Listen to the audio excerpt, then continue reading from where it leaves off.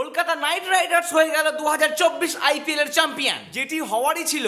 কলকাতা দুর্দান্ত ফর্মে রয়েছিল এবার, আর এত সুন্দর ব্যালেন্স তাদের ছাড়া কোনো দলেরই ছিল না। তার সাথে ট্রফি জয়ের হ্যাটট্রিকও করলো তারা। নমস্কার, আমি প্রীতিশ আপনাদের স্বাগত জানাই ক্রিকেট স্ট্র্যাটেজিতে। পরিসমাপ্তি ঘটলো আইপিএল 2024-এর। পুরো টুর্নামেন্ট জুড়ে অসম্ভব ভালো ক্রিকেট খেলেছে কেকেআর। কলকাতা হায়দ্রাবাদকে হারিয়ে 2024 আইপিএল যাত্রা শুরু করেছিল এবং যাত্রাটি শেষও করলো তাদেরকে হারিয়েই। সানরাইজ হায়দ্রাবাদ হয়ে গেল রানার্স আপ 2024 আইপিএল এর। মেগা ফাইনালে টসে জিতে সানরাইজ হায়দ্রাবাদ প্রথমে ব্যাটিং করতে এসে মাত্র 113 রান করে। ফাইনালে তারা মোটেই সহ্য করতে পারেননি। কলকাতা মাত্র 10 ওভার 3 বলেই ম্যাচটি জিতে যায়। এবার জানবো এই পুরো আইপিএল এ কে কত টাকার প্রাইজ আর কে কি প্রাইজ পেল। তার আগে যদি ভিডিওটি ভালো হয় তো লাইক করুন, চ্যানেলটি সাবস্ক্রাইব করুন আর অল নোটিফিকেশন অন করে দিন। আইপিএল এ বিজয়ী দল অর্থাৎ কেকেআর পেল 20 কোটি টাকা। রানার্স আপ হওয়ার জন্য এসআরএইচ পেল 12.5 কোটি টাকা। 741 রান করে অরেঞ্জ ক্যাপ পেয়েছিল কোহলি, আর তারই জন্য সে পেল 10 লক্ষ টাকা।